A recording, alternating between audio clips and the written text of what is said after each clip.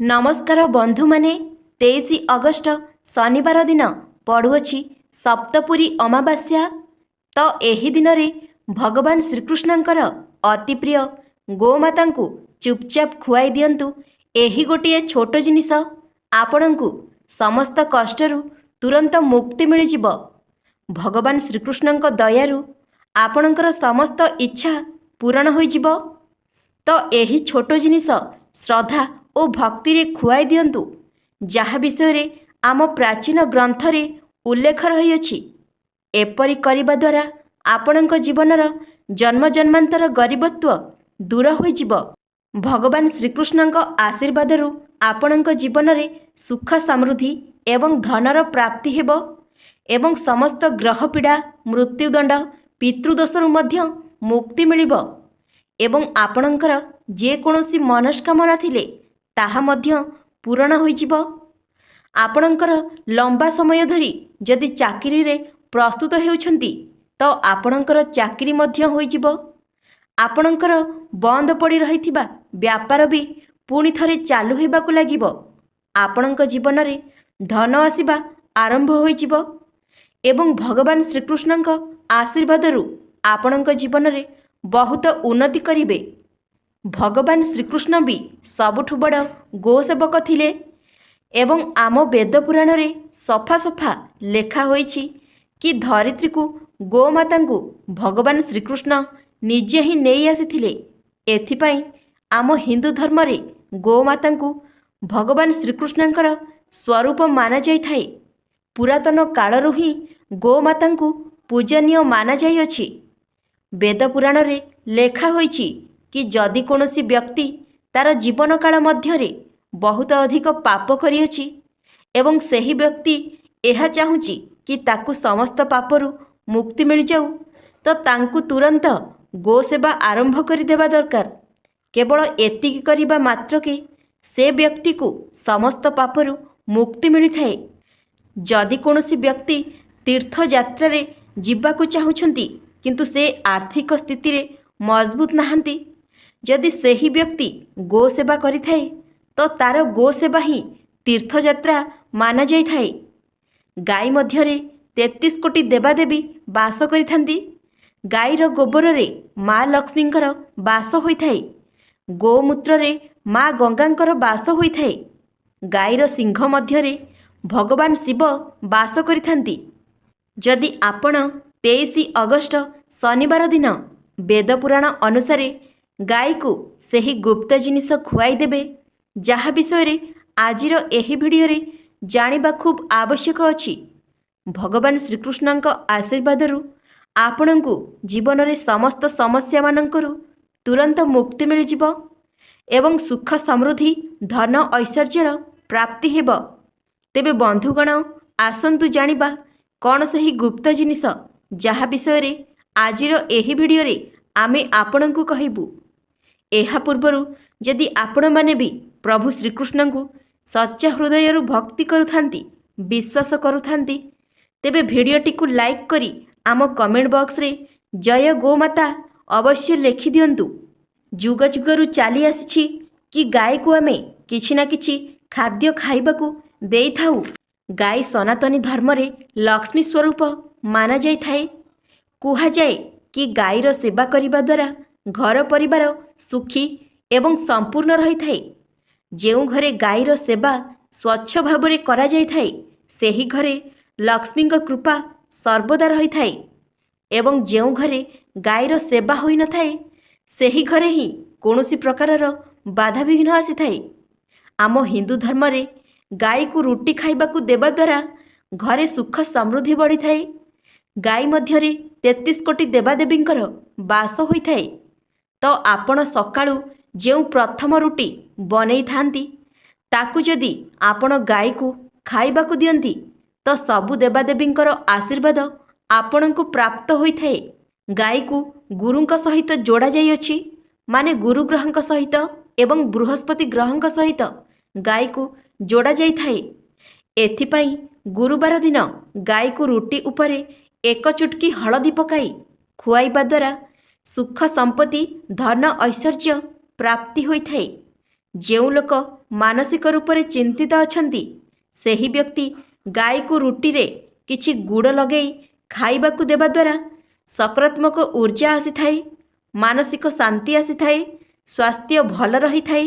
ଏବଂ ଯଦି ଆପଣଙ୍କୁ ଲାଗୁଛି ଆପଣଙ୍କର ସବୁ ଗ୍ରହ ଖରାପ ଅଛି, ତ ଏମିତିରେ ଗାଈକୁ ଘରର ପ୍ରଥମ ରୁଟି ପ୍ରତିଦିନ ଖାଇବାକୁ ଦିଅନ୍ତୁ। ସବୁ ଗ୍ରହ ଧୀରେ ଧୀରେ ଶୁଭ ହୋଇଯିବେ। କେବେ କେବେ ଜୀବନରେ ଲମ୍ବା ସମୟରୁ କୌଣସି ଶୁଭ ମଙ୍ଗଳ କାର୍ଯ୍ୟ ହୋଇପାରିନଥାଏ, ତ ଏମିତିରେ ଆପଣ ଗାଈକୁ ରୁଟି ଖାଇବାକୁ ଦିଅନ୍ତୁ। ଗାଈର ମସ୍ତକକୁ ଛୁଇଁ କରି ଆପଣଙ୍କର ମନସ୍କାମନାକୁ କୁହନ୍ତୁ ଏବଂ ପ୍ରଣାମ କରନ୍ତୁ। ଦେଖିବେ ଆପଣଙ୍କର ସମସ୍ତ ମନସ୍କାମନା ନିଶ୍ଚିନ୍ତ ପୂରଣ ହେବ। ବନ୍ଧୁଗଣ, ଗାଈକୁ ରୁଟି ତ ସମସ୍ତେ ଖାଇବାକୁ ଦେଇଥାନ୍ତି, କିନ୍ତୁ ଏହି ରୁଟି ବାସି ବିଲକୁଲ ନ ହେବା ଉଚିତ। ଗାଈକୁ କେବେ ବି କୌଣସି ବାସି ଜିନିଷ ଖୁଆଇବା ଉଚିତ ନୁହେଁ। ଏହାଦ୍ୱାରା ଗୋମାତାଙ୍କର ଅପମାନ ହୋଇଥାଏ ଏବଂ ସମସ୍ତ ଦେବୀ ଦେବତା ଆପଣଙ୍କ ଉପରେ ରୁଷ୍ଟ ହୋଇଥାନ୍ତି। ଭଗବାନ ଶ୍ରୀକୃଷ୍ଣ କହିଛନ୍ତି କି ଗାଈ ହେଉଛି ସମସ୍ତ ଜଗତର ମା। ଗାଈ ହେଉଛି ଏକ ଦିବ୍ୟ ଜୀବ। ଯେଉଁ ଘରେ ଗାଈ ରହିଥାଏ ସେହି ଘରେ ସବୁ ବାସ୍ତୁଦୋଷ ଦୂରେଇ ଯାଇଥାଏ। ଧାର୍ମିକ ଗ୍ରନ୍ଥ ଅନୁସାରେ ଗାଈରେ ସମସ୍ତ ଦେବତା ଓ ଦେବୀ ବାସ କରିଥାନ୍ତି। ତେଣୁ ଗାଈର ପୂଜା କରିଲେ ସମସ୍ତ ଦେବତା ଓ ଦେବୀଙ୍କର ପୂଜା ପ୍ରାପ୍ତ ହୋଇଥାଏ। ଗାଈ ଉପରେ ସମସ୍ତ ନକ୍ଷତ୍ରର ପ୍ରଭାବ ପଡ଼ିଥାଏ। ଗାଈର ପିଠି ହାଡ଼ରେ ସୂର୍ଯ୍ୟକେତୁ ନାଡ଼ି ଥାଏ, ଯାହା ସୂର୍ଯ୍ୟଙ୍କ କିରଣରୁ ରକ୍ତରେ ସ୍ୱର୍ଣ୍ଣକ୍ଷାର ତିଆରି କରେ। ଏହି ସ୍ୱର୍ଣ୍ଣକ୍ଷାର ଗାଈର କ୍ଷୀରରେ ରହିଥାଏ, ଯାହା ମଣିଷମାନଙ୍କ ପାଇଁ ଅମୃତ ଭଳିଆ ହୋଇଥାଏ। ଏହାର ସୁବର୍ଣ୍ଣ ରଙ୍ଗ ହେତୁ ଗାଈର କ୍ଷୀର ହାଲକା ହଳଦିଆ ହୋଇଥାଏ। ଆଜି ଆମେ କହିବାକୁ ଯାଉଛୁ ଜଣେ ବ୍ୟକ୍ତି ଗୋମାତାଙ୍କ ପୂଜା କରିବା ଦ୍ୱାରା କେଉଁ ଫଳ ମିଳିଥାଏ, ତା ସହିତ ଘରୁ ବାସ୍ତୁଦୋଷ ନଷ୍ଟ କରିବା ପାଇଁ କେଉଁ ଉପାୟ କରିବା ଦରକାର ଏବଂ ଗାଈର କେଉଁ ଅଙ୍ଗକୁ ସ୍ପର୍ଶ କରିବା ଶାସ୍ତ୍ରରେ ଶୁଭ ବୋଲି ମାନାଯାଇଅଛି। ତେଣୁ ଆସନ୍ତୁ ଜାଣିବା। ସେଥିପାଇଁ ଭିଡ଼ିଓଟିକୁ ଶେଷ ପର୍ଯ୍ୟନ୍ତ ନିଶ୍ଚୟ ଦେଖନ୍ତୁ। ସନାତନୀ ହିନ୍ଦୁ ଧର୍ମରେ ଗାଈ ଗଙ୍ଗା ଏବଂ ଗାୟତ୍ରୀଙ୍କର ଧାର୍ମିକ ମହତ୍ତ୍ୱ ସବୁଠୁ ଅଧିକ ଅଟେ। ଶାସ୍ତ୍ର ଅନୁସାରେ ଗାଈର ଶରୀରରେ 33 କୋଟି ଦେବାଦେବୀଙ୍କର ବାସ ହୋଇଥାଏ ଏବଂ ଯିଏ ବି ଗାଈକୁ ପୂଜା କରେ ତାଙ୍କ ଉପରେ ସମସ୍ତ ଦେବୀ ଦେବତାଙ୍କର ଆଶୀର୍ବାଦ ପ୍ରାପ୍ତ ହୁଏ। ଯିଏ ବି ଗାଈ ପାଳନ କରିଥାଏ ତାଙ୍କୁ ମା ଭାବରେ ସେବା କରିଥାଏ। ଗୋମାତା ତାଙ୍କ ଉପରେ ଆସୁଥିବା ସମସ୍ତ ବିପଦ କଷ୍ଟକୁ ହରଣ କରିଦିଅନ୍ତି। ଗୋମାତା କାମଧେନୁ ଅଟନ୍ତି, ସମସ୍ତଙ୍କର କଷ୍ଟ ଦୂର କରିଥାନ୍ତି।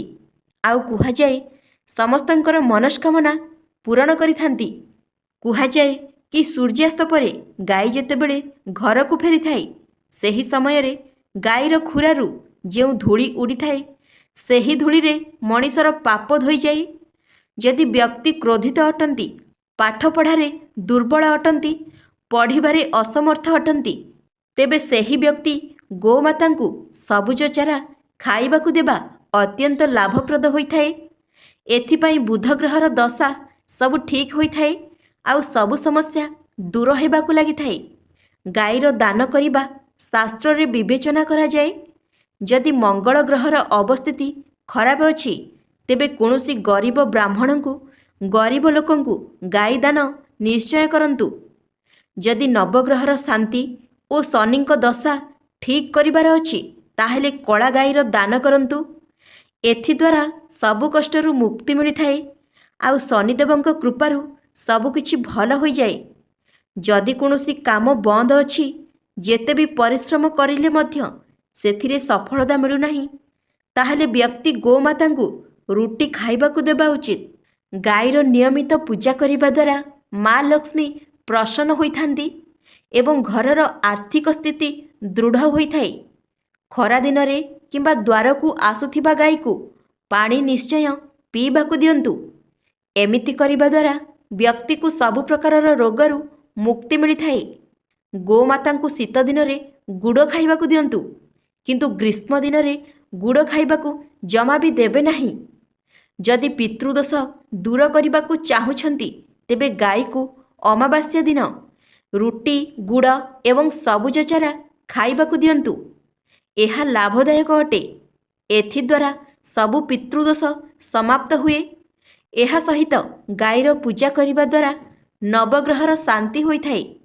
ଯଦି ପିଲାମାନେ କଥା ଶୁଣୁନାହାନ୍ତି, ସେମାନେ କ୍ରୋଧିତ ହେଉଛନ୍ତି, ଟିକେ ଟିକେ କଥାରେ ରାଗୁଛନ୍ତି, ତାହେଲେ କୌଣସି ଦିନ ଦ୍ୱାର ମୁହଁକୁ ଆସୁଥିବା ଗାଈକୁ ପିଲାଙ୍କ ଦ୍ୱାରା ଭୋଜନ ଖାଇବାକୁ ଦିଅନ୍ତୁ।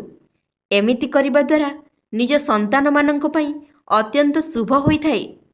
ଭିଡ଼ିଓରେ କୁହାଯାଇଥିବା କଥା ସମସ୍ତଙ୍କ ପାଇଁ ଉପଯୋଗୀ ଅଟେ। ଦୟାକରି ଆପଣ ଭିଡ଼ିଓଟିକୁ ଅନ୍ୟମାନଙ୍କୁ ସେୟାର କରନ୍ତୁ। ଗୋମାତାଙ୍କ ପିଠିରେ ଗୋଟିଏ କୁଜ ରହିଥାଏ। ସେହି କୁଜରେ ସୂର୍ଯ୍ୟକେତୁ ନାଡ଼ି ରହିଥାଏ। ସବୁଦିନ ସକାଳେ ଗାଈର ଏହି କୁଜ ଉପରେ ଆଉଁସି ଦେଲେ ବ୍ୟକ୍ତିର ସବୁ ମନସ୍କାମନା ପୂରଣ ହୋଇଥାଏ। ସବୁ ଆର୍ଥିକ ସଙ୍କଟ ଦୂର ହୋଇଥାଏ ଏବଂ ଗରିବ ଓ ଦାରିଦ୍ର୍ୟତା ଦୂର ହୋଇଥାଏ। ଏହା ସହିତ ତାଙ୍କର ସମସ୍ତ ରୋଗ ନଷ୍ଟ ହୋଇଯାଏ। ତେଣୁ ଦ୍ୱାର ପାଖକୁ ଆସୁଥିବା ଗାଈକୁ ପିଠି ଉପରେ ଥରେ ହାତରେ ଆଉଁସି ଦିଅନ୍ତୁ। ଘର ତିଆରି କରିବା ପୂର୍ବରୁ ଯଦି ସେହି ଜାଗାରେ ଗାଈ ଏବଂ ବାଛୁରୀ ବନ୍ଧାଯାଏ, ତେବେ ସବୁ ବାସ୍ତୁଦୋଷ ମଧ୍ୟ ଦୂର ହୋଇଥାଏ। ଯେଉଁ ମାଟିରେ ଗାଈ ବନ୍ଧା ହୁଏ, ସେଠାରେ କେବେ କୌଣସି ପ୍ରତିବନ୍ଧକ ଆସିନଥାଏ। ଧ୍ୟାନ ରଖିବେ, ଘର ତିଆରି ରୁଟି ସର୍ବପ୍ରଥମେ ଗାଈ ପାଇଁ ତିଆରି କରିବେ ଏବଂ ଗାଈକୁ ନିଶ୍ଚିତ ରୂପେ ଖାଇବାକୁ ଦେବେ। ଏଥିଦ୍ୱାରା ପରିବାରରେ ସୁଖ ଶାନ୍ତି ସର୍ବଦା ରହିଥାଏ। ଗୋମାତାଙ୍କର ପଞ୍ଚଗଭ୍ୟ ହଜାର ହଜାର ରୋଗର ଔଷଧ ଅଟେ। ଏହାକୁ ସେବନ କରିବା ଦ୍ୱାରା କଠିନରୁ କଠିନ ରୋଗ ଭଲ ହୋଇଯାଇଥାଏ। ଗାଈଠାରୁ ମିଳୁଥିବା ପଞ୍ଚଗଭ୍ୟ ପଦାର୍ଥର ବ୍ୟବହାର କରନ୍ତୁ। ପଞ୍ଚଗଭ୍ୟ ବିନା ପୂଜାପାଠରେ ସଫଳତା ମିଳିନଥାଏ। ଗାଈ ଗୋବରକୁ ପ୍ରତ୍ୟେକ ଦିନ ଘର, ଦୋକାନ, ସାହିରେ ଜଳାଇ ଧୂପ କରିବା ଦ୍ୱାରା ପରିବେଶ ଶୁଦ୍ଧ ହୋଇଥାଏ। ଏଥିଦ୍ୱାରା ସକାରାତ୍ମକ ପରିବେଶ ସର୍ବଦା ରହିଥାଏ ଏବଂ ବ୍ୟବସାୟରେ ବୃଦ୍ଧି ପାଇଥାଏ। ଯଦି ପ୍ରତିଦିନ ଘରର ଦ୍ୱାରକୁ ଗାଈ ଆସନ୍ତି, ତେବେ ଆପଣ ଅତ୍ୟନ୍ତ ଭାଗ୍ୟଶାଳୀ ଅଟନ୍ତି। ଏହା ଆପଣଙ୍କ ଜୀବନରେ ଭଲ ସମୟ ଆସିବାର ସଂକେତ ହୋଇଥାଏ। କାରଣ ଗୋମାତା ଏହିଭଳି ଘରକୁ ଯାଆନ୍ତି ଯେଉଁଠାରେ ପବିତ୍ର, ଶୁଦ୍ଧ ଏବଂ ଭଲ ଲୋକମାନେ ବାସ କରନ୍ତି। ତେଣୁ ଘରର ଦ୍ୱାରକୁ ଗୋମାତା ଆସିଲେ ତାଙ୍କୁ ରୁଟି ଖାଇବାକୁ ଦିଅନ୍ତୁ। ଗୋମାତାଙ୍କ ବେକରେ ଘଣ୍ଟି ନିଶ୍ଚୟ ବାନ୍ଧନ୍ତୁ। ଗାଈ ବେକରେ ବନ୍ଧା ଘଣ୍ଟି ବାଜିଲେ ଗୋମାତାଙ୍କର ଆରୋଗ୍ୟ ହୋଇଥାଏ। ଏଥିଦ୍ୱାରା 33 କୋଟି ଦେବାଦେବୀଙ୍କ ଦ୍ୱାରା ଫଳପ୍ରାପ୍ତି ହୋଇଥାଏ। ଗୋମାତାଙ୍କ ଗୋବରରେ ମାତା ଲକ୍ଷ୍ମୀଙ୍କର ବାସ ହୋଇଥାଏ ଏବଂ ଗୋମାତାଙ୍କର ମୂତ୍ରରେ ମା ଗଙ୍ଗା ବାସ କରିଥାନ୍ତି। ଗୋମାତାଙ୍କ କ୍ଷୀରରୁ ସୁବର୍ଣ୍ଣ ତତ୍ତ୍ୱ ମିଳିଥାଏ, ଯାହା ସବୁ ରୋଗର ନାଶ କରିଥାଏ। ଏଥିପାଇଁ ଗାଈ କ୍ଷୀର ସବୁଦିନ ପିଅନ୍ତୁ। ଯେଉଁ ବ୍ୟକ୍ତି ଗୋମାତାଙ୍କର ସେବା କରିଥାଏ, ସେ ବ୍ୟକ୍ତି ବୈତରଣୀରେ ଗୋମାତାଙ୍କର ଲାଞ୍ଜକୁ ଧରି ନର୍କକୁ ପାର କରିଥାଏ। ତାଙ୍କର ଅକାଳ ମୃତ୍ୟୁ କେବେ ହୋଇନଥାଏ ଏବଂ ଏମାନଙ୍କୁ ଗୋଲକ ଧାମରେ ବାସ କରିବାକୁ ପଡ଼ିଥାଏ। ଯେଉଁ ବ୍ୟକ୍ତିର ଭାଗ୍ୟର ରେଖା ଶୋଇଯାଇଥାଏ, ସେହି ବ୍ୟକ୍ତି ତାଙ୍କ ପାପୁଲିରେ ଗୁଡ଼ ରଖି ଚାଟିବାକୁ ଦିଅନ୍ତୁ। ଗୋମାତା ତାଙ୍କ ଜିଭରେ ପାପୁଲି ଚାଟିବା ଦ୍ୱାରା ବ୍ୟକ୍ତିର ଭାଗ୍ୟରେଖା ଖୋଲିଥାଏ